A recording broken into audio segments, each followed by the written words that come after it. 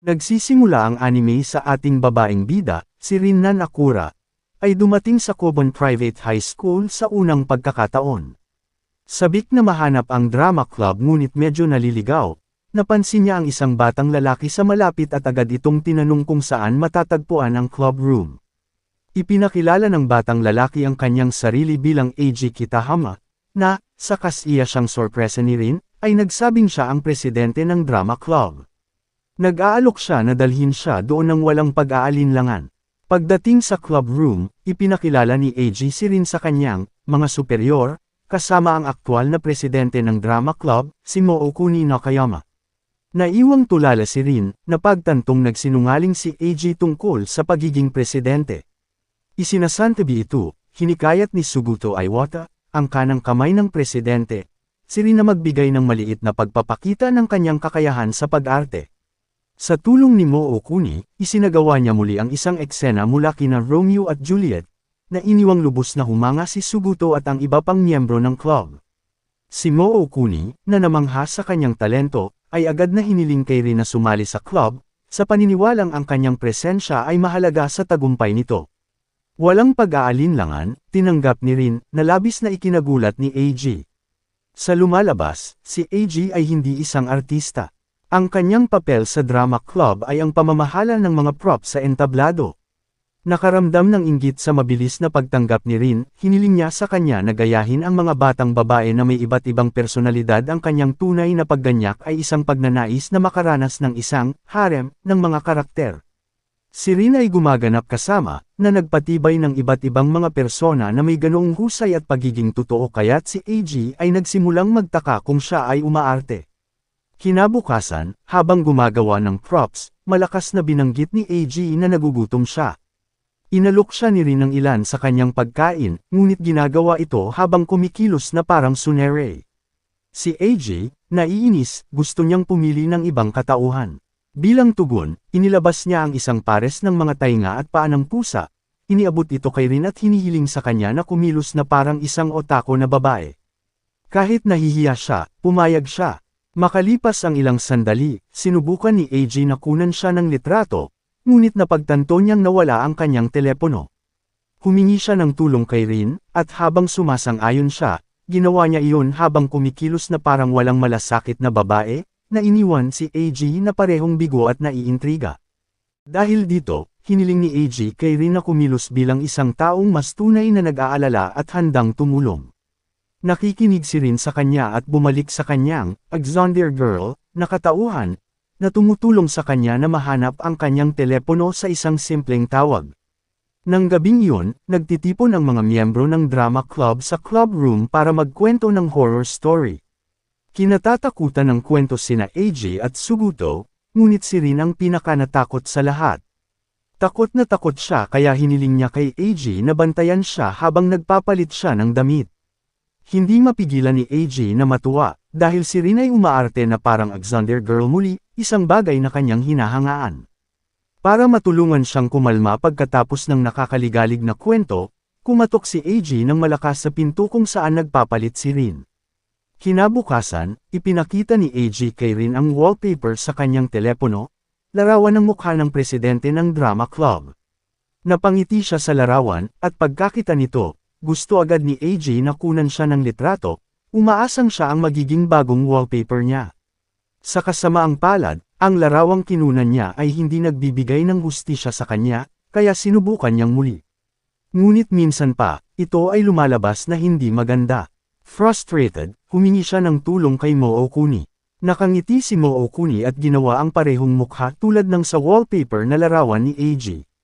Napangiti si Rin sa ekspresyon ni Mookuni, at sa perpektong sandaling iyon, nakuhanan ni Eiji ang perpektong larawan, isa na ngayon ang magiging bagong wallpaper ng kanyang telepono. Nang maglaon, natagpuan ni Eiji ang kanyang sarili sa isang kompetisyon sa pagkain laban kay Suguto, na isang master sa kusina. Para tulungan siya, isinama ni Eiji si Rin. Nakaramdam ng pressure si Rin dahil dapat niyang tikman ang dalawang pagkaing hindi alam kung alin.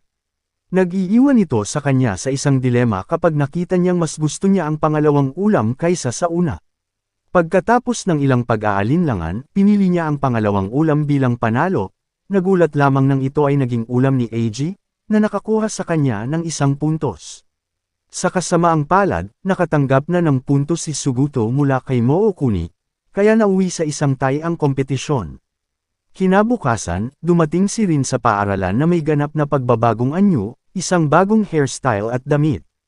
Natulala si Eiji sa sobrang ganda nito kaya naman nakaramdam siya ng self-conscious lalo na't dumating siya na magulo ang buhok pagkatapos magpuyat. Ang pagbabago ni Rin ay hindi lamang pisikal, nagbago din ang pagkatao niya. Ang bagong Rin ay kumpiyansa na nag-aalok ng kanyang coat kay Eiji sa isang malamig na araw. Nagulat si Eiji sa kilos ni Rin at, bilang tugon, nagkunwari siyang walang interes, na parang inalok lang niya ang kanyang coat bilang obligasyon. Nang makita ito, agad itong ibinalik ni Eiji sa kanya, pakiramdam niya ay tungkulin niya bilang lalaki na pasayahin ang mga babae. Dahil dito ay kinakabahan si Rin, kaya namula siya ng malalim. Kinabukasan, ipinakita ni Rin kay Eiji ang larawan ng kanyang nakababatang kapatid na babae. Natigilan si Eiji dahil hindi kamukha ni Rin ang kanyang nakababatang kapatid.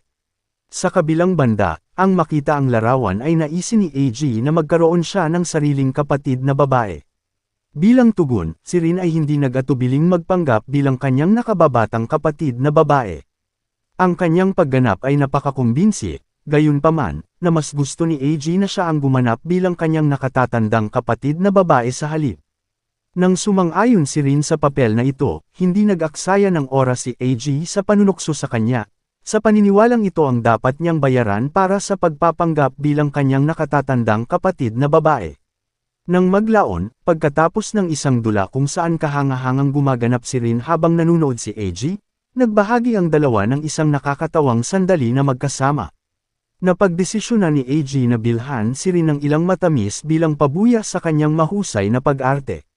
Ang hamon, gayunpaman, ay ang pagpapasya kung anong uri ng matamis ang makukuha, habang patuloy na nagpapalipat-lipat si Rin sa iba't ibang personalidad. Sa huli, si Eiji ay bumili ng iba't ibang mga sweets para sa lahat ng personalidad ni Rin, kaya medyo napahiya siya. Kinabukasan, dumating si Eiji sa paaralan na may mataas na lagnat. Sinusubukan niyang iwasan si Rin, ayaw siyang mahawahan, ngunit dahil pinilit niyang makasama siya, at tubili siyang binigyan siya ng face mask upang maiwasan itong magkalagnat. Biglang namatay si Eiji dahil sa lagnat, at iniuwi siya ni Rin para alagaan siya. Hindi lang siya tinutulungan niyang bumalik sa kanyang lugar, kundi nagluluto din siya ng masarap para sa kanya at tinutulungan siya sa pagpapalit ng damit. Bagamat nahihiya siya sa sitwasyon, nakita ni Eiji na parehong nakakatawa at hindi pangkaraniwan, namanghasa kung gaano kalayo ang handang gawin ni Rin para lang tulungan siya. Dumating ang Pasko, at silang dalawa ay namimili ng mga regalo, nag-e-enjoy sa isang magandang paglalakad sa gabi sa ilalim ng mabituing kalangitan. Ang downside ay hindi sila magkikita ng ilang sandali dahil nagsimula na ang winter break. Si Rin, na nakakaramdam ng pagkabagot sa kanyang silid, ay hindi na nakatiis at nagpasyang tawagan si Eiji. Sa isang tawag, isiniwalat ni Rin na gusto niyang makita si Eiji, at sa kanyang pagtataka, gusto rin niya itong makita. Inaanyayahan niya siya sa templo. Sa sandaling dumating sila, ang unang bagay na kanilang gagawin ay gawin ang kanilang mga kagustuhan sa bagong taon, umaasa para sa isang mas mahusay na taon kaysa sa nakaraan. Pagkatapos, bumisita sila sa fortune-telling booth upang suriin ang kanilang kapalaran para sa taon. Nasasabik si Rin kapag nabasa niya na magkakaroon siya ng swerte, kahit na maaaring hindi ito ganap na tumpak. Pagkalipas ng ilang araw, bumalik si Eiji sa paaralan at nahanap si Rin sa silid-aklatan, na nakatuon sa pag-aaral. Nagulat si Eiji, dahil si Rin ay hindi karaniwang nag-aaral ng mabuti. Tinutokso siya nito, na sinasabi na kahit gaano pa siya kalaki ng pag-aaral, hinding-hindi siya magiging matalinong babae. Si Rin, na halatang naiirita, ay papagalitin siya, ngunit sa halip, tinanong niya kung bakit siya nasa library sa unang lugar. Ipinaliwanag ni Eiji na naghahanap siya ng isang higanteng aklat na gagamitin bilang prop para sa entablado ng drama club. Sinamantala ang pagkakataong mapag-isa sa kanya, pumayag si Rin na tulungan siya. Magkasama, lumikha sila ng higanteng aklat, at pagkatapos, nagpapahinga sila upang panoorin ang kalangitan. Habang sila ay nagpapahinga, si Eiji ay patuloy na tinutokso si Rin, paulit-ulit na sinasabi sa kanya na siya ay mukhang mas cute sa kalangitan. Ang kanyang mga komento ay nagpakaba kay Rin. Hindi siya sigurado kung sinsero ba siya o nag-iinarte lang, dahil ang kanilang relasyon ay madalas na nagugat sa kanilang mga tungkulin para sa drama club. Nang gabing iyon, hindi makatulog si Rin, labis na iniisip ang mga salita ni AJ. Napagtanto niya na gusto niya ito, ngunit hindi sigurado kung gusto siya nito bilang kapalit. Ang kawalan ng katiyakan ay nagtulak sa kanya upang pag-isipang ipagtapat ang kanyang nararamdaman, kahit na hindi siya sigurado kung kailan o kung paano niya maipapahayag ang kanyang sarili ng totoo. Kinabukasan, nasa school gym sina AJ at Rin, nag-eensayo ng kanilang pag-arte. Si AJ, na nahihirapan sa pag-arte, ay nahihirapang gumanap sa kanilang eksena mula sa Friends of Rin. Nang makita siyang nahihirapan, ngumiti si Rin at inamin na gusto niyang umarte sa tabi niya. Sa kasamaang palad, sinasabi niya ito mula sa puso, at mabilis na sinusubukang ipasa ito bilang pag-arte lamang. Sa kanyang pagkadismaya, napansin ni AJ ang sinseridad sa kanyang mga salita at tinutukso siya tungkol dito. Ito ang nagtulak kay Rin sa pagkadismaya, at sa sobrang galit, sinubukan niyang hampasin siya, dahil hindi pa siya handang maging ganap na bukas sa kanya. Sa isa pang araw sa Club Bean High, si Rin, sa tulong ng kanyang kapareha sa drama club na si Mego, ay nag-disguise bilang bagong presidente ng drama club. Ipinakilala ni Rin ang sarili kay AJ na hindi maiwasang mapansin kung gaano siya nagbago. Sa kabila ng kanyang magalang na kilos, nagpupumilit si Rin na mapanatili ang kahangahangang presensya ng kanyang tungkulin bilang pangulo. Pakiramdam niya ay walang katotohanan ang pagpapanggap bilang isang taong napakamakapangyarihan, na humantong sa kanya upang iwanan ang pagkilos sa paligid ni AJ. Sa halip, gumamit siya ng mas malumanay na diskarte, higit na naaayon sa kanyang tunay na sarili, tulad ng naaalala ni Rin AJ. Gayunpaman, ang pagbabagong ito sa pag-uugali ay humahantong sa isang hindi inaasahang resulta. Nang iabot niya ang kanyang kamay sa kanya, si AJ, na medyo natigilan, ay tumugon sa isang kakaibang komento na ikinababahala ni Rin. Nang maglaon, sa silid ng drama club, ipinakita ni AJ kay Rin ang mga guhit na ginawa niya ng Mookuni at Suguto. Natutuwa siya sa mga ito at mapaglarong nagtanong kung maaari rin ba niya itong iguhit. Sumang-ayon si AJ, ngunit ang resulta ay hindi tulad ng inaasahan niya. Ipinakita niya ito bilang isang galit na babae, na naging dahilan ng pagkadismaya ni Rin. Sa pagsisikap na umunlad, muling iginuhit siya ni AJ, ngunit sa pagkakataong ito, lalo pa niya itong ginawang demonyong babae. Si Rin, na ngayon ay talagang galit, ay hiniling sa kanya na subukang muli. Sa wakas ay muling ginawa ni AJ ang pagguhit at iniharap sa kanya ang isang bagong bersyon, isang cute, tulad ng teddy bear na si Rin. Ang isang ito ay nagdudulot ng ngiti sa kanyang mukha, at mas gamaan ang pakiramdam niya, tiniyak na hindi siya nakikita ni AJ sa negatibong pananaw. Nagpapasalamat sa mabait na kilos, bumuti ang mood ni Rin, at nang imbitahan siya ni AJ na manood ng horror movie, nag-alinlangan siya. Hinahamak ni Rin ang mga horror na pelikula, ngunit tiniyak ni AJ na mananatili siya sa tabi niya sa buong panahon, na nagpapakalma sa kanyang nerbiyos. Sa isang araw, namimili silang dalawa ng mga bagong damit. Habang sila ay nasa labas, hinawakan ni Rin ang kanyang mahabang buhok, naramdaman ang biglaang pagpupumilit na gupitan ito. Nang malapit na siyang kumilos ayon sa salpok, sinabi sa kanya ni AJ na sa tingin niya ay maganda siya sa mahabang buhok. Marahan niyang hinaplos ang buhok nito dahilan para mamula siya.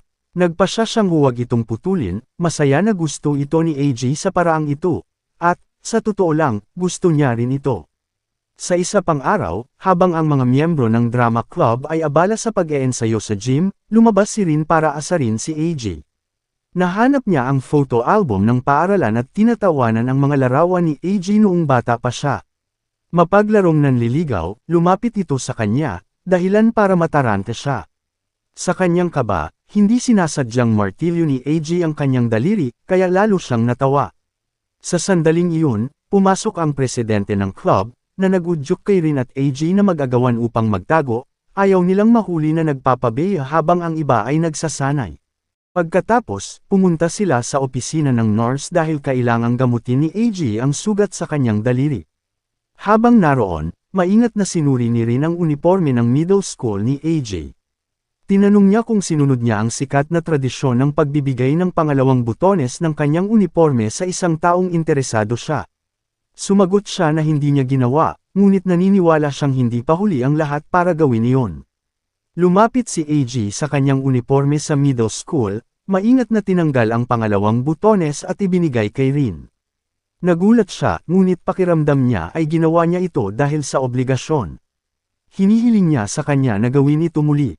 Pumayag siya at naisip niya na ginagawa niya ito para ipahayag ang kanyang nararamdaman para sa kanya, ngunit pagkatapos ay ipinaliwanag niya na ginagawa niya lamang ito upang patahimikin ang kanyang mabungang personalidad. Ito ay humahantong sa kanya medyo bigo. Nang maglaon, tiningnan ni AG ang kanyang locker, umaasang makahanap ng mga love letter, ngunit gaya ng dati, wala doon.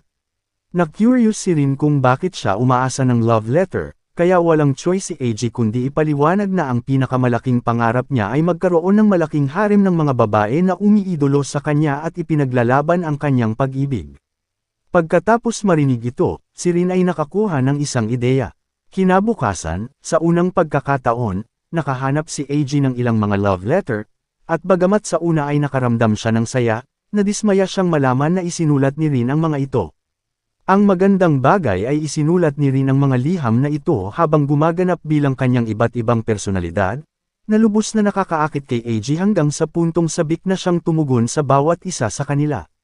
Ngunit bago niya ito magawa, natuklasan niya ang isang espesyal na liham kung saan ipinagtapat ni Rin ang kanyang pagmamahal kay AG. Sinimulan niyang basahin ito, at nang malaman ni Rin na hindi dapat nasa kamay niya ang liham na iyon, sinubukan niyang alisin ito sa kanya. Sinisigawan siya nito at pinagalitan dahil sa sinusubukang basahin ang kanyang pinaka-personal na sulat. Sa isang outing sa City Shrine, hindi maiwasan ni Rin na malungkot, dahil gusto niyang pumunta sa lugar na ito kasama si AG, ngunit sa halip, kailangan niyang sumama sa kaibigan niyang si Mego. Si Mego, na napansin ang kalungkutan ni Rin, ay nagpasya na magpanggap bilang AG upang pasayahin siya. Ngunit kahit ito ay hindi magawang mapangiti si Rin. Ito ay makikita sa iba't ibang larawan na kinuha ni Mego kay Rin sa kanilang pagbisita sa dambana. Nang maglaon sa paaralan, nakita ni AG ang mga larawan at hindi niya maiwasang mapansin na medyo malungkot si Rin.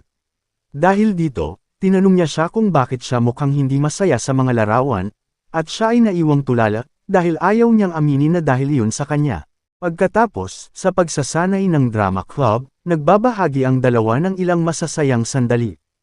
Una, inalok ni AG si Rin ang inumin na inilarawan bilang kakilakilabot.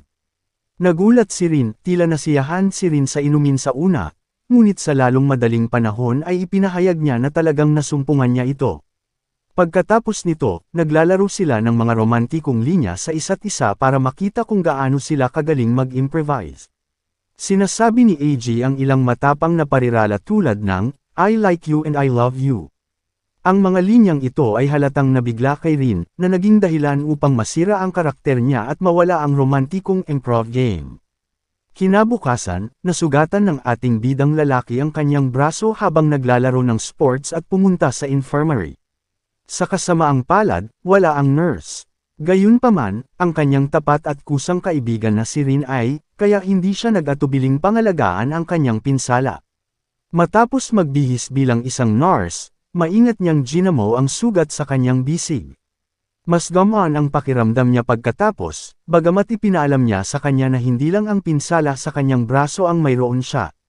Ipinakita niya sa kanya na sinaktan din niya ang kanyang tiyan at kapag ginawa niya, medyo kinakabahan si Rin pagkatapos makita ang bahagi ng kanyang katawan. Upang maiwasan ang pag-iisip ng mga makasalanang kaisipan, nagmumungkahi siya ng isang larong pangitain. Nagpapanggap siya na si AG ay may masamang paningin, at siya ay kumikilos bilang isang doktor sa mata na kailangang tulungan siyang makakita ng mas mahusay.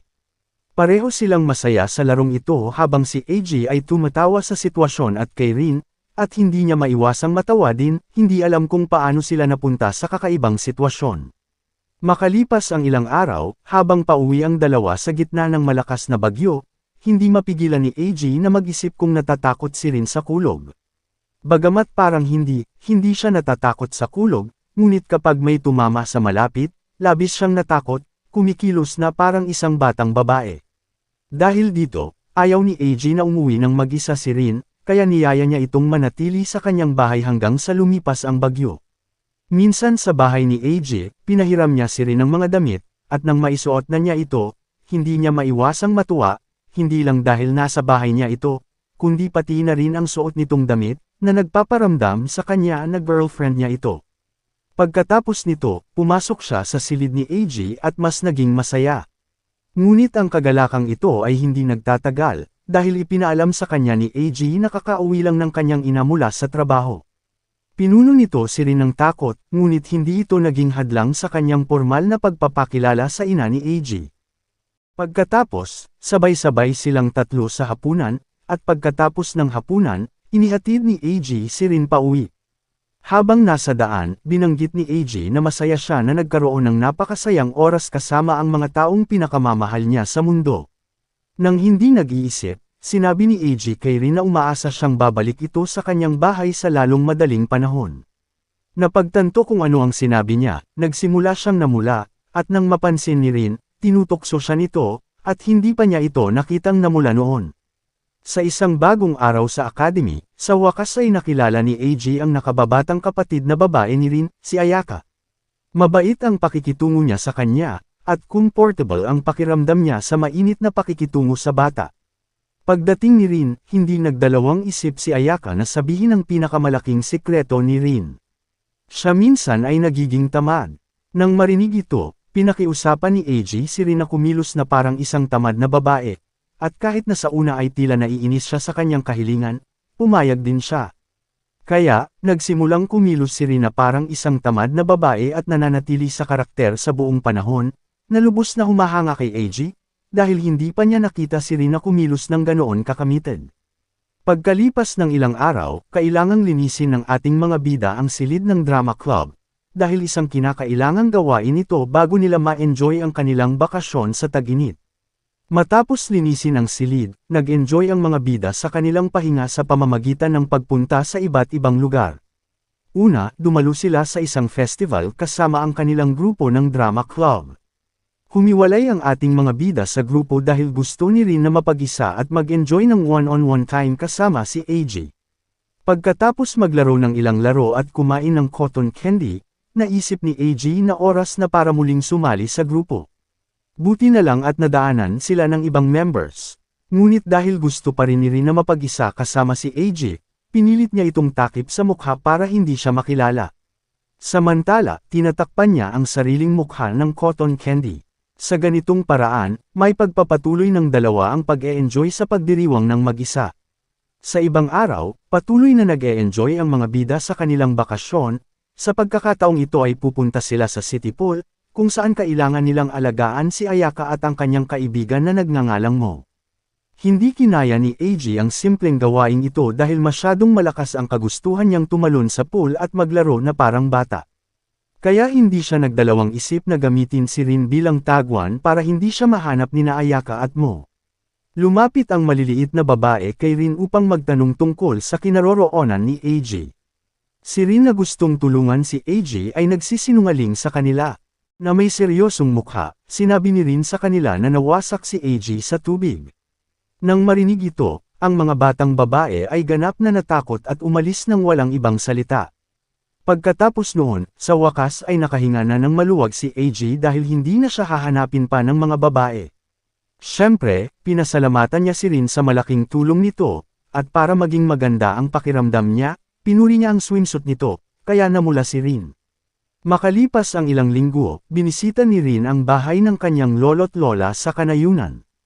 Pakiramdam niya ay nag-iisa, nagpasya siyang makipag-chat kay AJ, at habang ginagawa iyon, pinadalhan niya ito ng ilang video para magpalipas ng oras. Sa kabutihang palad para sa kanya, ganoon din ang ginawa ni AJ, dahil natagpuan din niya ang kanyang sarili na mag-isa sa drama club room. Parehong masayang nagte-text sa isa't isa. Samantala, ang nakababatang kapatid na babae ni Rin ay nasa dalampasigan, nakikipaglaro sa kanyang kaibigan na nagngangalang Shiro. Gusto niyang sumama sa pangangaso ng bug kay Ayaka, pero gusto lang nitong pumunta sa beach. Ang batang babae ay hindi nag-atubiling tanungin si Shiro sa paraang nagpapahiwatig, kaya hindi siya komportable. Lumalabas na sinusubukan ni Ayaka na gayahin ang pag-arte ni Rin, at kahit na ginagawa niya ito ng maayos, hindi naiintindihan ni Shiro kung ano ang sinusubukan niyang ipahayag. Naiwan na walang pagpipilian, pumayag siya sa kanyang kahilingan na pumunta sa beach. Pagdating nila, bumagsak si Shiro sa lupa, pagod sa mahabang paglalakad at sa nagliliyab na araw. Sinabi niya kay Ayaka na hindi siya nagdala ng mga swimsuits, kaya hindi sila makakapasok sa tubig. Isa pa, pagod na siyang tumakbo papunta sa dagat. Dahil dito, inalok siya ni Ayaka ng ilan sa kanyang tubig, ngunit ginawa niya ito sa pamamagitan ng paglapit sa kanya, na nagpakaba sa kanya kaya dumiretso siya sa karagatan ng walang pag-aalinlangan. Pagkaraan ng ilang araw, nagsagawa ang ating mga bida ng isang eksenang poem sa entablado sa gym ng paaralan. Si Rin ay sineseryoso ang kanyang tungkulin kaya ang kanyang pagganap ay kahanga-hanga. Ang kanyang papel ay isang batang babae na kailangang magpaalam sa kanyang mahal sa high school. Sa gilid ni Eiji, paimpol siyang naglalaro ng puno. Maliban sa isang espesyal na puno dahil nakakapagsalita. Siyempre, hindi bahagi ng script ang pakikipag-usap ni Eiji, kaya naman paulit-ulit na nadidistract si Rin sa mga interrupt ayon ng bata. Kapag dumating ang sandali na lumapit si Rin sa puno at umiyak matapos mawala ang kanyang dakilang pag-ibig, kinakabahan siya habang naaalala natin na ang puno ay ginampanan ni Eiji. Bilang tugon, sinigawan siya ni Eiji na lumapit sa kanya at ipagpatuloy ang kanyang pagganap ng walang kahihiyan, ngunit dahil hindi nagsasalita ang mga puno, nagpa siya ang presidente ng club na putulin ang improvisasyon. Kinabukasan, dumating sa school ang bida nating lalaki na may dalang camera. Balak niyang i-record si Rin buong araw dahil gusto niyang gumawa ng documentary tungkol dito. Bagamat nakapag-record ng sapat na footage at nagtanong sa kanya ng ilang mga tanong na estilo ng pakikipanayam bago niya may tanong ang malaking tanong. Ano sa palagay mo ang pagiging bida sa drama club? Ang baterya ng camera, sa kasamaang palad, ay naubusan ng kuryente. Pagsapit ng gabi, namimili ang ating mga bida sa supermarket, at pagkatapos, pupunta sila sa paaralan para sa isang nakakatakot na gabi kasama ang iba pang miyembro ng drama club. Sa nakakatakot na gabing ito, ang tanging hindi nagsasaya ay si Rin dahil takot siya sa mga baybayin. Dahil dito, kinailangan siyang samahan ni Eiji sa buong gabi, maging sa banyo ng mga babae. Kinabukasan, magsisimula ang cultural festival sa Kelvin High School. Habang abala ang lahat ng mga estudyante sa pag-aayos ng kanilang mga booth, kailangang ihanda ni Eiji ang entablado para sa dulang itatanghal sa espesyal na araw na ito. Marami siyang dapat gawin, kaya hindi na siya magkakaroon ng oras upang i-enjoy ang festival kasama si Rin, bagay na lubos niyang naiintindihan. Gayunpaman, sa kanyang sorpresa, pinaghirapan ni Eiji na bilhin siya ng ilang mga item mula sa festival, na ikinainis lamang ni Rin dahil talagang gusto niyang i-enjoy ang festival kasama siya. Naiintindihan siya ni Eiji, kaya nag-propose siya. Sinabi niya sa kanya na kung magbibigay siya ng magandang pagganap sa dula, bibigyan siya ng mga ito ng reward. Namula siya dito at kinakabahan na pakiramdam niya ay gagawa siya ng isang nakakatakot na performance dahil si Eiji. Walang kamalay-malay na pinilit siya sa pagsasabing gagantimpalaan siya nito para sa kabutihan sa pagganap. Dahil dito, bulalas niya na dapat niyang ibigay sa kanya ang gantimpala anuman ang kanyang pagganap sa dula.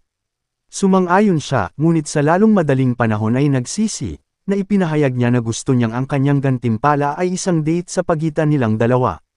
Makalipas ang ilang araw, magaganap ang date sa pagitan ng ating mga bida. Naglalakbay sila sa kino, at ang una nilang ginagawa ay manood ng musikal na pinamagatang Antonio at Maria. Habang si Eiji ay malapit nang makatulog sa panahon ng musikal, si Rin ay ganap na nakatutok dito dahil ang pagganap ay tunay na nakakabighani. Pagkatapos, ginalugad ng dalawa ang Macho Kyono sa paghahanap ng mga perpektong souvenir na may uuwi, at pagkatapos bumili ng ilan, bumisita sila sa isang hot spring house kung saan matutulog si Eiji sa sandaling mapahiga siya sa sahig. Nang makita siya ni Rin, hindi siya nagdalawang isip na samahan siya at nakatulog sa tabi niya. Pagkagising, sinabi ni Rin ang isang napakapahiwatig na parirala na nakakuha ng atensyon ni Eiji.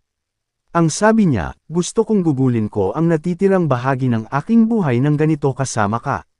Sa sandaling napagtanto niya ang kanyang sinabi, sinubukan ni Rin na bawiin ang kanyang mga salita, humihingi ng tawad kay AJ at ipinaliwanag na sinabi niya ito dahil kakagising niya lang. Naiintindihan naman ni AJ, kaya hindi siya nagdalawang isip na tanggapin ang paghingi nito ng tawad. Gayunpaman, nahihiya pa rin si Rin sa kanyang sinabi at hindi niya maiwasang makaramdam ng matinding kaba habang pauwi. Ganoon din ang nararamdaman niya kahit makalipas ang ilang araw, ngunit sa kabutihang palad para sa kanya, tiniyak siya ni AJ sa pagsasabing umaasa siyang magkaroon ng isa pang pamamasyal na mag-isa kasama niya. Tuwang-tuwa siyang marinig ito kaya hindi siya nagdalawang isip na pumili ng lokasyon para sa kanilang susunod na date, isang cat cafe. Sumang-ayon si AJ, at nagpaalam sila habang kumukuha siya ng mga dapat asikasuhin. Masaya naman si Rin dahil alam niyang magkakaroon sila ng pangalawang date ni AJ. Sa kalagitnaan ng isang araw sa paglilinis ng kwarto ng drama club, nakahanap si Rin ng isang time capsule. Sa loob ng kapsula ay isang love letter, kung saan ang isang batang babae na nagngangalang Rin ay nagtapat ng kanyang pagmamahal sa isang batang lalaki na nagngangalang Raya. Malinaw na iniisip ng ibang miyembro ng drama club, kasama na si AJ, na ang liham ay sinulat ni Rin, at bilang tugon, ipinaalam niya sa kanila na hindi siya iyon, na nilinaw na nagkataon lang nakapareho niya ang pangalan ng may-ari ng sulat. Matapos basahin ang liham ng pag-ibig, sinabi ni Rin sa iba na ang Rin mula sa liham ay tila hindi nagawang ipagtapat ang kanyang pagmamahal sa Raya na iyon, na nagpapalungkot sa lahat. Bilang resulta, kinuha ni Mookuni ang time capsule at nagpas siyang panatilihin ito, dahil ayaw niyang makarinig ng anumang mas malungkot na kwento ng hindi nasusuklian na pag-ibig. Sa panig ng ating mga bida, sila ay naiwang malalim at nag-iisip tungkol sa sitwasyon, iniisip kung ano ang mangyayari sa kanila sa hinaharap. Pagkatapos ng magandang pag-uusap, magkasundo silang dalawa na kung ano man ang mangyari sa kanila sa hinaharap, magpapatuloy sila sa pag-arte na parang mga teenager sa tuwing magkikita silang muli. Pagkalipas ng ilang araw, habang papalapit ang bisperas ng bagong taon, tinawagan ni Rin si AJ upang ipaalam sa kanya na mag-New Year's Eve siya sa bahay ng kanyang lolo't lola. Dahil dito, hindi siya makatulog ng maayos, dahil gusto niyang ipagdiwang ang bagong taon kasama ang kanyang mga magulang. Dahil hindi siya makatulog, kumilos siya na parang isang batang babae sa linggo upang batiin si AJ ng magandang gabi, at salamat dito, nakatulog siya ng mapayapa. Pagkatapos ng bisperas ng bagong taon, ang mga bida ay gumawa ng kanilang mga kahilingan sa templo.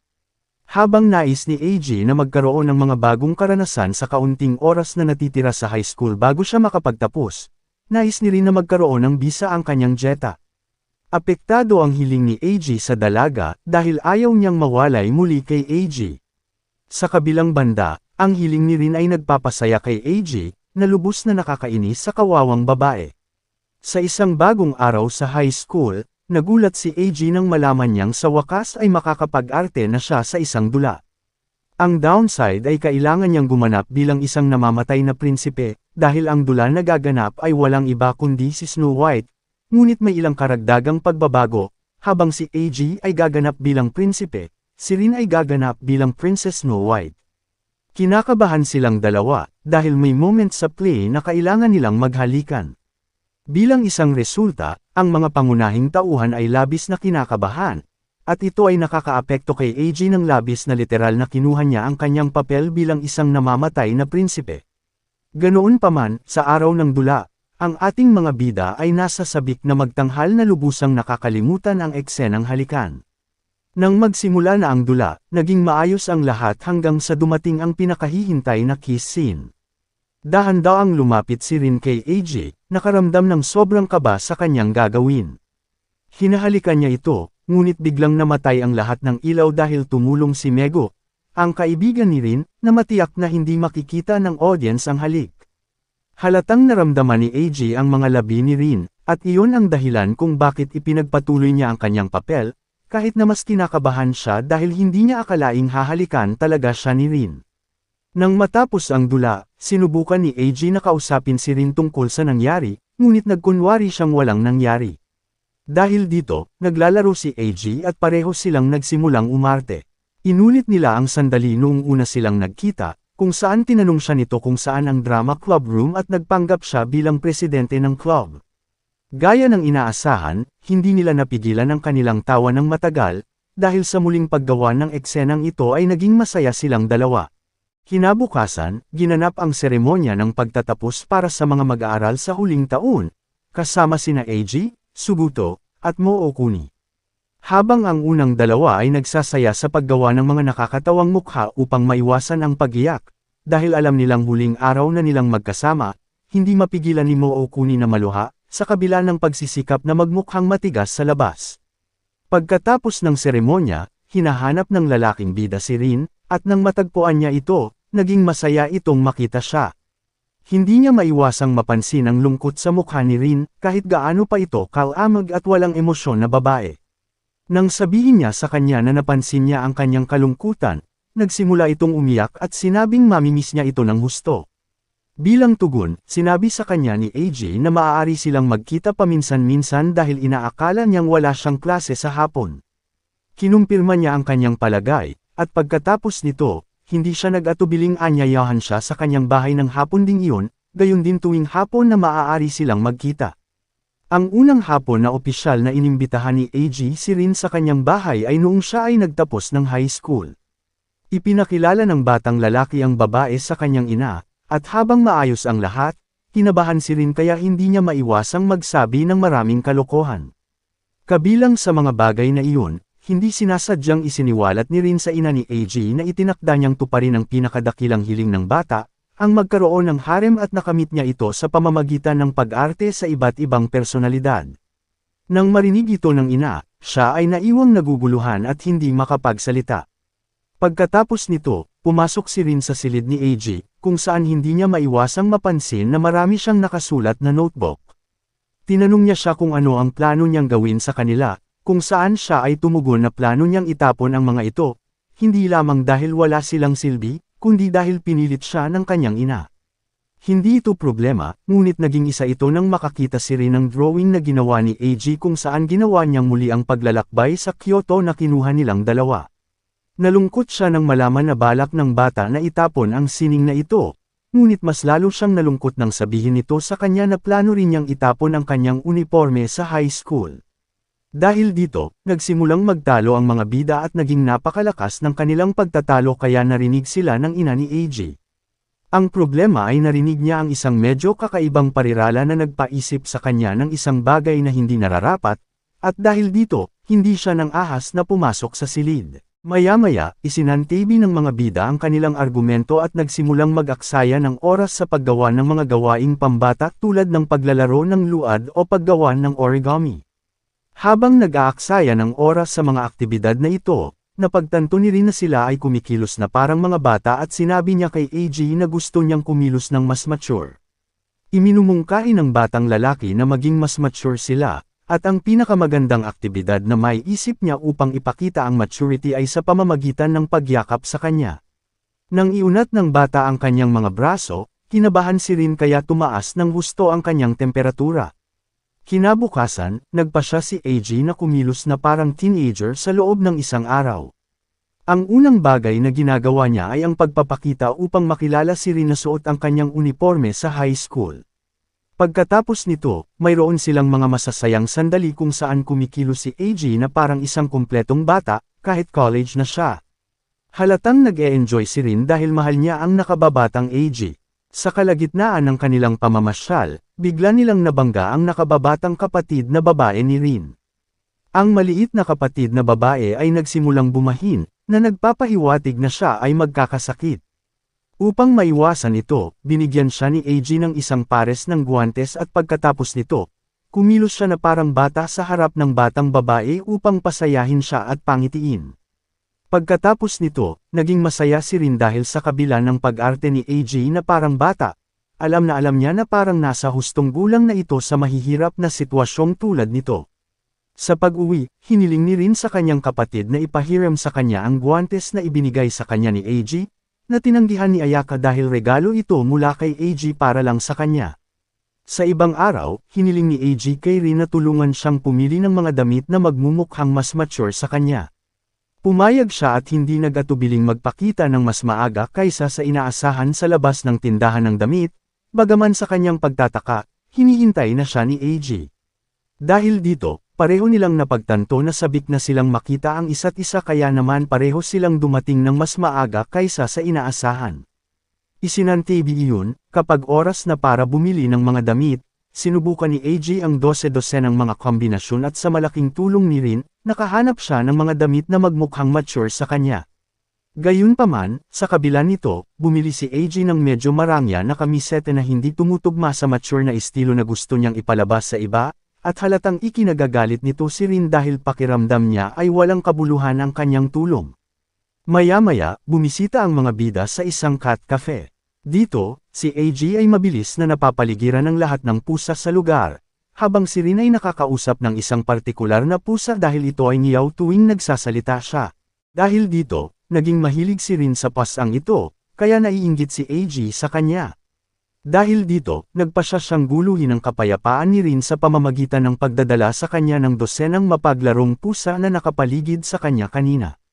Pagkatapos bumisita sa cat cafe, uuwi ang ating mga bida, at habang nasa daan, nag-uusap sila. Ipinaalam ni AJ kay Rin na hindi na niya ito makikita hanggang sa susunod na linggo. Dahil dito, bago sila maghiwalay ng daan pauwi, binigyan niya ito ng mainit na yakap. Natigilan siya, ngunit hindi ito naging hadlang sa pagbabalik niya ng yakap.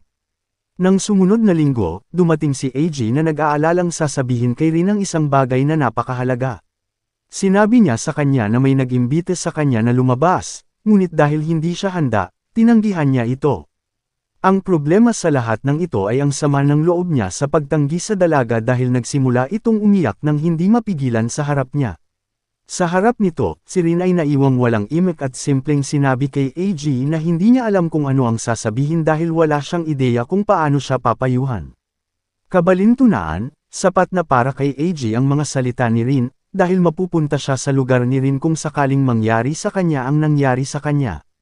Pagkatapos ng nangyari, si Rin ay naiwang lubos na nanlumo, dahil hindi niya matanggap ang katotohanan na si AJ ay isang sikat na lalaki sa kanyang universidad. Nasunog siya sa loob nito, at ang mas malala pa, sinimulan siya ni Mego at Ayaka, na sinasabi sa kanya na malamang na si AJ ay mayroon na ng kanyang matagal ng gustong harem ng mga babae sa universidad. Dahil dito, hindi na nakayanan ni Rin ang paghihirap, kaya nagpasya siyang gumawa ng video na tinatawag na AJ para tanungin siya ng diretsyo kung naging sikat na siya sa paaralan. Sumagot siya ng hindi, nilinaw na ang babaeng umamin sa kanya ay isang low-profile na babae, at ang mga pumupuri sa kanyang bagong estilo ay mga lalaking kilala niya. Dahil dito, kumalma si Rin, ngunit hindi nito napigilan ang pag-iisip na si AJ ay maaaring maging sikat sa mga batang babae maaga o huli. Para sa kadahilanang ito, sinabi niya sa kanya na pupunta siya sa kanyang universidad sa susunod na araw, kahit na hindi niya ipinaliwanag ang kanyang mga motibo. Sumang-ayon ang bata, ngunit sinabi sa kanya na kailangan niyang pumasok dahil ang mga estudyante sa high school ay hindi pinapayagan sa bakuran ng universidad nang walang anumang uri ng permit. Kaya't kinabukasan, pumasok si Rin sa universidad ni AJ, at dahil hindi niya kayang maglakad sa mga pasilyo nang wala ang kanyang pangangasiwa, limitado lang siya sa pananatiling malapit sa kanya sa lahat ng oras. Sa mga klase sa universidad, nagsimulang magsaya ang ating mga bida tulad ng dati noong nag-aaral silang dalawa sa high school. Habang ginagawa ito, dalawang babae ang biglang dumating sa isang degree, si AJ, na agad na nakakuha ng atensyon ni Rin. Nagsimula siyang maghinala na ang dalawang babaeng ito ay interesado sa kanya, kaya tinanong niya kung kilala niya sila. Sumagot siya ng oo dahil pareho silang kabilang sa drama club ng universidad, ang parehong club na kanyang pinasukan. Nang marinig ito, naalarma si Rin, sa paniniwalang naging sikat na talaga ang bata, kaya hindi siya nagdalawang isip na ihayag sa mga babae na pumasok siya sa universidad, para lang tingnan kung sikat si AJ o hindi. Niyaya siya ng mga babae sa tanghalian, at noong tanghalian ay inamin nila na si AJ ay hindi isang sikat na lalaki, siya ay isang ordinaryong lalaki lamang. Ang tanging na highlight nila tungkol kay AJ ay siya, kasama sina Mookuni at Suguto, ay mga manggugulo na nakatawag ng maraming atensyon, ngunit hindi iyon naging popular sa kanila. Salamat sa mga salitang ito, lubos na napanatag si Rin nang malaman na hindi sikat si AJ. Nang maglaon, gumanap si Rin ng isang romantikong eksena kasama ang isang blonde na estudyante mula sa drama club ng universidad. Ang mahusay na pag-arte ng mga babae ay nagpahanga sa lahat, lalo na kay AG. Hindi siya nagdalawang isip na kumuha ng kredito para sa tagumpay ni Rin sa pamamagitan ng paglilinaw sa lahat na siya ang nagdala sa kanya sa unibersidad noong una. Habang ipinagpatuloy ni Rin ang kanyang pagganap kasama ang blonde na batang lalaki, ang eksena ay naging sobrang romantiko, isang bagay na pumuno kay AG ng selos. Dahil dito, labis na nagalit si AG kaya nagpa siya siyang makialam sa eksena, at kinuha si Rin. Nang mag-isa na sila, humingi siya ng paliwanag sa kanya kung bakit ganoon na lang ang interrupt niya sa eksena. Sumagot siya na ginawa niya ito dahil nag-aalala siya tungkol sa kanya, dahil naisip niya na ang blonde na lalaki ay maaaring gumawa ng isang bagay na hindi nararapat. Nang marinig ito, natuwa si Rin na nakialam si AG sa eksena, at hindi siya nagdalawang isip na pabirong mag-propose sa kanya. Ito, syempre, nabigla kay AG, kaya nagpaliwanag si Rin na biro lang iyon. Kinabukasan, tuwang-tuwa si Rin sa nangyari kay AG noong nakaraang araw. Sa sobrang saya niya ay nag-aksaya siya ng oras sa paglilibang kasama si Megu. Habang nagre-reenact sila ng mga kalokohang eksena, biglang dumating ang isang estudyanteng nagngangalang Kirishar Asawa, na humiling kay Rin na tulungan siyang magsanay ng ilang linya na sinang-ayunan ng ating babaeng bida ng walang pag-aalinlangan. Habang nagsasanay, ipinahayag ni Kiri kay Rin na hindi siya makapag-focus sa mga linya dahil nasa ibang lugar ang kanyang isip. Sinabi ni Rin kay Kiri na marahil ay dahil sa siya ay umiibig sa isang tao mula sa high school. Nang marinig ito, sinabi ni Kiri na maaaring ganoon na ang kaso simula nang makita niyang gumanap si Rin sa dulang Snow White, nagkaroon siya ng malaking paghanga sa kanya. Nakaramdam ng flattered si Rin ngunit naniniwala siyang ang paghanga ni Kiri sa kanya ay iyon lamang paghanga. Bilang tugon, hindi nagtagal si Kiri para ipagtapat na naramdaman niyang in love siya kay Rin. Ngunit dahil hindi siya sigurado, mabilis niyang binawi ang kanyang mga sinabi. Si Rin, sa bahagi niya, ay medyo kinabahan sa kakaibang sitwasyon kung saan dumami ang isang simpleng pagsasanay sa linya. Makalipas ang mga araw, habang naglalakad si AG kay Rin pauwi, nagpa siya siyang imbitahan siya dahil wala ang mga magulang niya na nasa isang biyahe. Sa harap nito, natigilan ang bata, dahil ito ang unang beses na papasok siya sa bahay ni Rin. Noong unang beses na pumasok si AG sa bahay ni Rin, natigilan siya dahil first time niyang makarating doon. Matapos siyang pasyalan ng dalaga sa buong bahay, ang tanging natitira na lang ay makita ang kanyang silid. Si AG ay nasa sabik na makita ang silid ni Rin, ngunit sa kanyang pagkabigo, hindi niya ito gustong ipakita sa kanya. Nang maglaon, nagpanggap silang bagong load na mag-asawa at ipinakita ang kanilang mga kasanayan sa pagluluto, kung saan si Rin lamang ang tunay na kumikinang.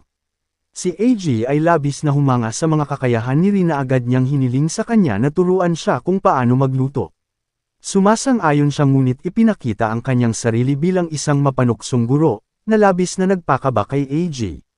Pagkatapos ng eksenang ito, nakarinig ang bata ng mga ingay sa labas at napagpasyahan na nagmumula ito sa isang festival. Kinumpirma ito ni Rin at dahil sila lang, hindi siya nagdalawang isip na yayain itong sabay na pumunta sa festival. Tumanggi siya at mas gusto niyang manatili sa bahay kasama niya kaysa sa labas na napapalibutan ng maraming tao. Ito ay gumagalaw kay Rin, ngunit dahil gusto niya talagang makita ang mga paputok ng festival, nagpa siya siyang dalhin si AG sa kanyang silid upang mapanood nila ang mga ito mula doon. Pagdating sa kwarto ni Rin, sinubukang alamin ni AG kung anong mga gamit niya sa kwarto niya, isang bagay na mahirap gawin dahil patay ang mga ilaw. Habang ginagawa ito ng bata, sumando si Rin sa kanyang balikat at pareho silang comfortable hanggang sa biglang tinawagan ni Megu si Rin sa telepono. Pagkatapos ng tawag, ang mga bida ay humiwalay sa isa't isa. Si AG na nagulat ay sumang-ayon na pumunta sa festival kasama si Rin kahit na mayroon siyang iba pang mga plano. Lumapit ang dalaga kay AG, hinawakan ang kamay nito, at walang pag-aalinlangan, hinalikan siya. Pagkatapos ng halik na ito, ipinagtapat sa kanya ni Rin na gusto na niyang gawin ito mula pa noong una silang pumasok sa kanyang silid. Pagkaraan ng mga araw, lahat ng nangyari ay naiwan, dahil kailangan ni AG na tumuon sa pagtatapos ng kanyang mga takdang aralin sa unibersidad. Napakarami niyang trabaho na imposibleng matapos siya bago matapos ang bakasyon, kahit na handang tumulong si Rin sa kanya. Sa parehong paraan, mayroon din siyang assignment mula sa kanyang high school, isang dula. Nang gamitin niya kay AG ang script para sa dula, nagulat ang bata nang makitang sa tuktok ng script ay ilang tala tungkol sa iba't ibang personalidad na ginawa ni Rin para sa kanya. Natatawa ang bata sa sitwasyon habang naglalaan si Rin ng oras upang isulat ang bawat maliliit na detalye tungkol sa bawat personalidad niya, ngunit kasabay nito ay sinisiksik siya nito dahil pakiramdam niya ay hindi niya karapat-dapat ang isang tulad ni Rin na gumugol ng maraming oras sa kanya. Dahil dito, kinabukasan, pumunta si AG sa tindahan para tingnan kung ano ang mabibili niya para kay Rin, hindi lang dahil gusto niyang maging kapaki-pakinabang sa kanya, kundi dahil nalalapit na rin ang kanyang kaarawan. Makalipas ang mga araw, dumating ang cultural festival sa high school ni Rin at nagbihis siya bilang isang mayabang na lalaki dahil sasali siya sa gender swap race event. Sa sandaling iyon, dumating si Kiri, nakasuot din bilang isang batang lalaki, ngunit bilang isang mas tahimik at mas reserba. Nang makita ito, hindi napigilan ni Mego na tumakbo palapit kay Kiri at bigyan siya ng mahigpit na yakap, dahil tila may bagay si Mego sa mga low-profile na lalaki. Ang pag-iwan dito, kapag nagsimula ang lahi ng pagpapalit ng kasarian, ang mga problema ay lumitaw.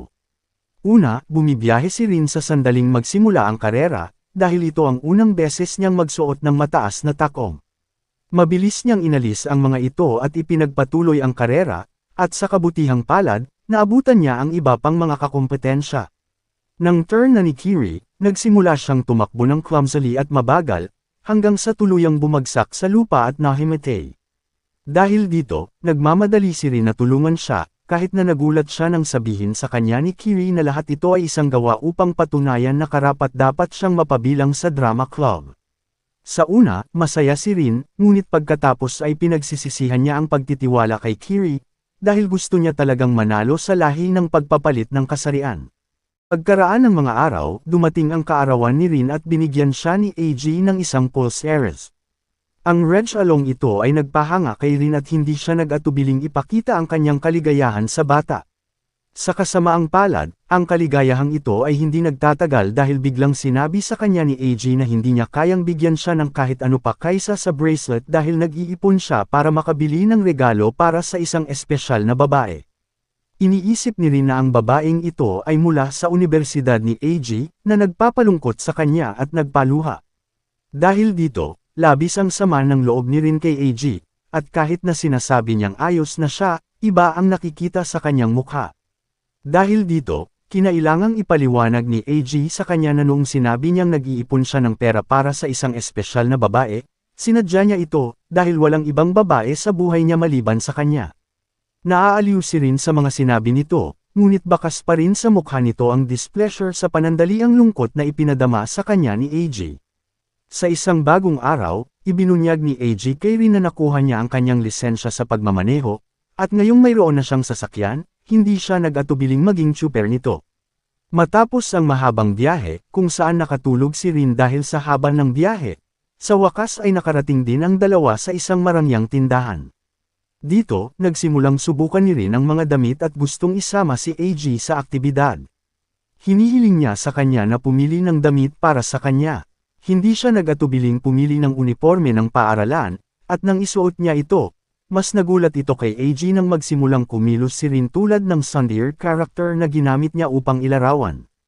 Pagkatapos, bumisita sila sa dalampasigan, kung saan nagsimula silang magsaya sa pamamagitan ng paglalaro ng parang bata. Hindi nasisiyahan si Rin sa ganitong paraan dahil natatakot siyang tanggayin siya ng mga alon sa dalampasigan, kaya tumigil siya sa paglalaro. Nang makita ito, labis na nadismaya si AG na gusto na niyang umuwi, ngunit bago niya ito magawa, pinigilan siya ni Rin sa pamamagitan ng paghawak ng mahigpit sa kanyang braso. Nagiging sanhi ito ng kanilang dalawa na madapa at mauwi sa isang kompromisong posisyon. Habang si Rin ay nasa lupa, isang tubig mula sa dalampasigan ang nagsimulang dahan-daang magbabad sa kanya, na maaaring makasama sa kanyang kalusugan sa susunod na araw. Dahil dito, hindi nagdalawang isip si AG na hilahin siya at itanong kung okay lang siya pagkatapos ng pagkahulog. Tila nag-aalala siya para sa kanya kaya nagsimulang magduda si Rin kung talagang nag-aalala siya, dahil pakiramdam niya ay baka nagkukunwari si AG para samantalahin ang kanyang mahal na aksyon. Kabalintunaan, Inamin ni AG na siya ay tunay na nag-aalala tungkol sa kanya at pinatunayan ito sa pamamagitan ng pagsasabi sa kanya na mahal niya ang kanyang mahal na personalidad tulad ng kanyang iba pang mga personalidad. Nang marinig ito, natahimik si Rin dahil halos umamin si AG na mahal niya siya. Kinabukasan, nagpatuloy si AG sa kanyang tungkulin bilang tsuper, at sa pagkakataong ito ay hinatid niya si Ayaka sa kanyang paaralan. Sa daan, hiniling niya sa kanya na magpatugtog ng musika sa radyo na sumang-ayon siya. Ang musika ay mula sa isang anime na karaniwang pinapanood ni Ayaka, kaya hindi niya maiwasang kumanta sa buong biyahe. Pagdating nila sa kanilang destinasyon, hiniling ni Ayaka sa kanyang kapatid na kumanta ng kaunti, na labis na kinabahan kay Rin dahil hindi siya karaniwang kumakanta, lalo na hindi sa harap ni AJ. Pagkababa ni Ayaka sa sasakyan, hindi nagdalawang isip si AJ na sabihin kay Rin na maya-maya, maririnig niya itong kumakanta, at malamang na mangyari ito kapag dinala siya nito sa isang karaoke. Sa isang bagong araw, ipinaalam ni Suguto sina Mookuni at AG na itinalaga sa kanya ang paggawa ng isang maikling pelikula tungkol sa pag-ibig. Dahil walang ideya si Suguto sa paksa, hindi siya nagdalawang isip na humingi ng tulong sa kanyang mga kaibigan. Si Mookuni ay walang alam din tungkol sa pag-ibig, kaya ang gawain ay nahuhulog kay AG. Hindi siya lubos na sigurado kung naiintindihan niya kung ano ang pag-ibig, ngunit alam niyang matutulungan siya ni Rin dito. Nang humingi ng tulong si AJ kay Rin, tinanggap niya ito ng walang pag-aalinlangan. Sa ganitong paraan, si Rin ang naging pangunahing babae sa maikling pelikula ni Suguto. Ginagampanan ni AJ ang papel ng pangunahing lalaki bilang kwento ng pag-ibig na inatas ang likhain muli bilang kanilang sarili. Sa paglipas ng panahon, ang dalawang bida ay muling nagsasadula ng ilang mga eksena kung saan sila nakikipag-ugnayan, at kahit na si AJ ay nagkakamali sa ilang mga take, si Rin ay palaging nagniningning sa pamamagitan ng pamamahala sa sitwasyon ng may pagtawa. Kapag natapos na ang maikling pelikula, ipinakita ito sa social media. Si Mego at Kiri ay hindi nag-atubiling batiin si Rin sa kanyang mahusay na pagganap, habang si AJ ay hindi maiwasang mapahiya, na iniisip na siya ay isang kawawang aktor sa tabi ni Rin. Nakumpirma ito nang hindi siya binati ni Mego o ni Kiri. Nakaramdam ng kalungkutan, nabuhayan ang loob ni AJ nang mapansin ni Kiri ang kanyang kalungkutan at pinuri ang kanyang pagganap sa pelikula, na sinundan ng ginawa ni Mego. Tuwang-tuwa siya kaya nangako siyang gagawa ng mga DVD copy ng pelikula para sa kanya at kay Mego. Nang maglaon, nagulat sina AJ, Suguto, at Mookuni nang malaman na nag-viral sa social media ang maikling pelikula, at dahil dito, isang talent agency ang gustong makipag-ugnayan kay Rin para gawin siyang propesyonal na artista. Dahil sinabi ito ng mga lalaki kay Rin, sa una ay masaya siya ngunit hindi sigurado sa pagtanggap ng alok mula sa ahensya ng talento. Kinabukasan, sinabi ni Rin sa kanyang mga kaibigan ang tungkol sa kanyang dilema, na binibigyang diin na ayaw niyang tanggapin ang alok ng ahensya dahil ang ibig sabihin nito ay umalis ng bansa, at iyon ay isang bagay na hindi niya gusto, dahil ang bagay na pinakagusto niya ay narito, si AJ. Dahil dito, kailangang mamili si Rin sa pagitan ng pagpupursige sa kanyang mga pangarap na maging isang propesyonal na artista o manatili upang manirahan sa lalaking gusto niya. Binigyan siya ni Mego ng matalinong payo, sinasabi sa kanya na kahit anong desisyon ang gawin niya, magiging maayos din ang lahat dahil, sa huli, maaari siyang maging masaya sa alinmang paraan. Ito ay lubos na nagbibigay ng katiyakan kay Rin, ngunit ang kanyang kalmado ay kumukupas kapag si AJ ay nag-message sa kanya na humihiling na magkita at pag-usapan ang tungkol sa hinaharap. Bago makilala si AJ, bumisita si Rin sa high school sa gabi, at pagkatapos pumunta sa drama club room, sinimulan niyang alalahanin ang magagandang sandali na ibinahagi niya kay AJ. Kabilang sa mga alaalang iyon, ang isa ay namumukod tangi kung saan siya nagtapat ng kanyang nararamdaman sa kanya, at dahil sa simula pa lang ay ganoon din ang nararamdaman niya, naging mag-asawa agad ang dalawa, isang bagay na ngayon ay naging malinaw. Dahil dito, hindi mapigilan ni Rin na umiyak ng hindi mapigilan, dahil ayaw niyang iwan si AJ para habulin ang kanyang mga pangarap. Sa sandaling iyon, lumitaw si AJ at hindi nag-atubiling kumbansihin siya na ang kanyang mga pangarap ay mas mahalaga kaysa sa anumang relasyon. Sinabi rin niya sa kanya na susubukan niyang makipagsabayan sa kanya, na tinitiyak sa kanya na sa kalaunan ay ibabalik sila ng buhay, saan man sila dalhin.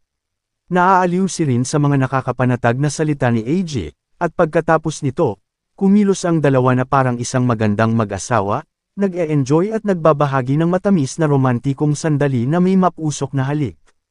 Makalipas ang ilang taon, nagtatrabaho si AJ bilang set designer para sa mga palabas sa telebisyon, at salamat sa trabahong ito, nakasama niyang muli si Rin pagkatapos ng mahabang panahon, na ngayon ay isang ganap na propesyonal na aktres.